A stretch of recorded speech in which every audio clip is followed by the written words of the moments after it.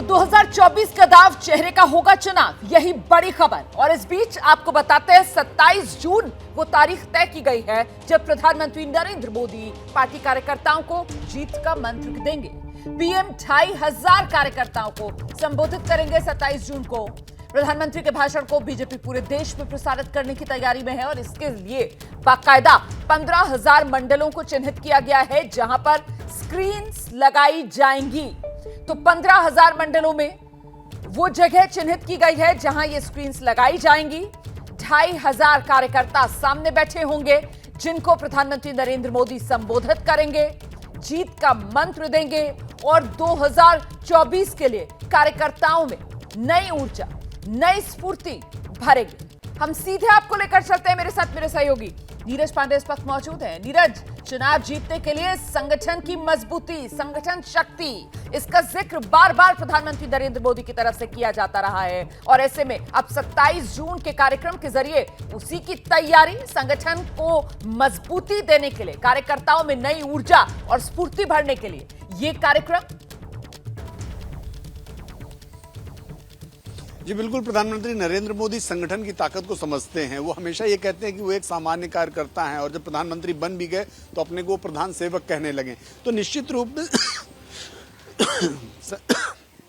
संगठन क्या है इसको बहुत बाखूबी जानते हैं प्रधानमंत्री नरेंद्र मोदी और इसीलिए वो बार बार कहते हैं कि संगठन के लोगों से संवाद करिए। उन्होंने 2,500 ऐसे कार्यकर्ताओं को हैंडपिक किया है जो अलग अलग क्षेत्रों में काम कर सॉरी रोमना जी जी, अलग अलग क्षेत्रों में वो सामान्य तौर पर काम कर रहे हैं। उनको वो सामने बैठा के अपनी बात रखेंगे, लेकिन उसका जो प्रसारण होगा वो देश के 15,000 मंडलों में होगा और इसके जरिए करीब 10 लाख लोगों तक अपनी बात पहुंचाएंगे प्रधानमंत्री नरेंद्र मोदी। तो ये प्रधानमंत्री नरेंद्र मोदी का महाजनसंपर्क अभियान जो चल रहा है इस समय 9 साल के उपलक्ष्य में, उसी को लेकर, उसी कार्यक्रम के तहत इसे देखा जा रहा है। दरअसल प्रधानमंत्री चाहते हैं कि ठीक है नीरज, कोई बात नहीं, मैं दोबारा आपके पास आऊंगी। मैं समझ रही हूँ आपको दिक्कत हो रही है। मैं खबर एक बार फिर से बताती हूँ। देखिए, प्रधानमंत्री नरेंद्र मोदी ने 27 जून को कार्यक्रम रखा है जिसमें 2,500 पार्टी के कार्यकर्ता जो हैं सीधे उनको संबोधित प्रधानमंत्री करेंगे, जहां जीत का मंत्र प्रधानमंत्री नरेंद्र मोदी की तरफ से कार्यकर्ताओं को दिया जाएगा और इसका प्रसारण जो है वो अलग अलग मंडलों में किया जाएगा। 15,000 मंडलों में इस कार्यक्रम का प्रसारण किया जाएगा, बड़ी बड़ी स्क्रीन्स लगाई जाएंगी। और इस सबके बीच आपको जल्दी से एक और बड़ी खबर बताती हूँ।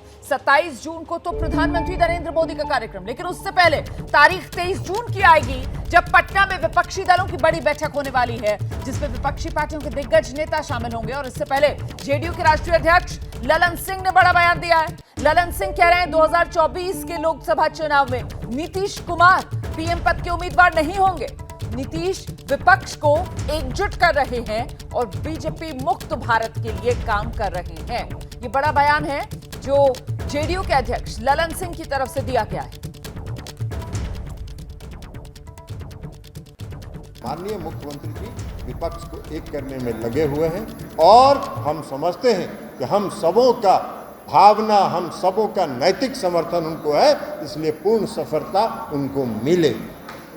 लेकिन एक बात हम बोल रहे हैं, अभी नीतीश कुमार जी देश के प्रधानमंत्री के उम्मीदवार नहीं हैं। नीतीश कुमार जी प्रधानमंत्री के उम्मीदवार नहीं हैं। नीतीश कुमार जी भाजपा मुक्त देश के निर्माण के लिए आगे बढ़े हैं और विपक्षी एकता को एक करने में लगे हैं। आप लोग इस तरह का नारा लगाते हैं, इससे विपक्षी एकता को में रुकावट पैदा होता है। ऐसा कभी मत करिएगा। हम पार्टी के कार्यकर्ताओं से आग्रह करेंगे, पूरे प्रदेश के कार्यकर्ताओं से आग्रह करेंगे कि जब चुनाव हो जाएगा, यह देश भाजपा मुक्त हो जाएगा, जिस तरह पटना में सभी पार्टी बैठकर आगे की रणनीति तय करेंगे, उसी तरह चुनाव के बाद सभी पार्टी बैठकर तय करेंगे कि इस देश का मुखिया कौन होगा। आइए जल्दी से आपका परिचय कराती हूँ। खास मेहमान जो इस वक्त मेरे साथ मौजूद हैं शो आगे का एजेंडा में, बीजेपी के प्रवक्ता गोपाल अग्रवाल, जेडीयू के राष्ट्रीय सचिव राजीव रंजन जी हमारे साथ जुड़ रहे हैं आज की इस चर्चा में। आप देख सकते हैं कांग्रेस प्रवक्ता दीपक झा जी हमारे साथ मौजूद हैं और साथ ही स्टूडियो में वरिष्ठ पत्रकार हर्षवर्धन त्रिपाठी जी भी हमारे साथ मौजूद हैं। बहुत स्वागत आप सभी का। सबसे पहले मुझे लगता है जरा राजीव रंजन जी से ये समझना चाहिए, सर ये दिक्कत क्या है विपक्ष के सामने?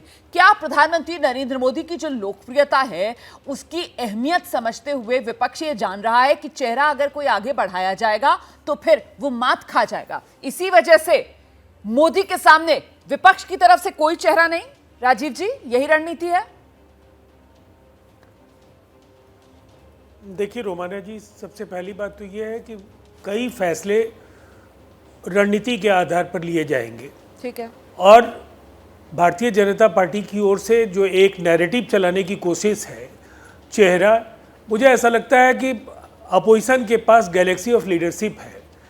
देश के अनेक राज्यों के मुख्यमंत्री या उन राज्यों में अगर सरकार नहीं है तो ऐसे राजनेता जो लंबे समय तक सरकारों का नेतृत्व करते रहे हैं, अलग अलग राजनीतिक दलों के शीर्ष नेतृत्व को एक साथ देखना एक सुखद अनुभव होगा।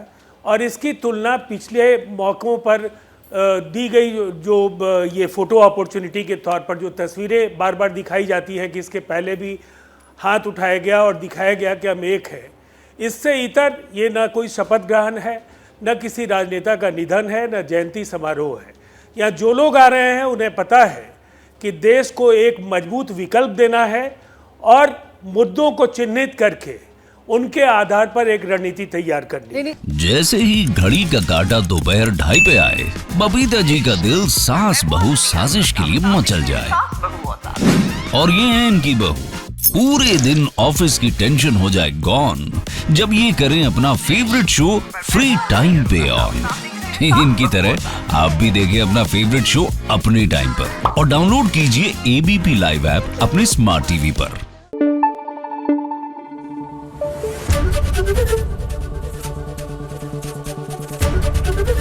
एबीपी न्यूज आपको रखे आगे।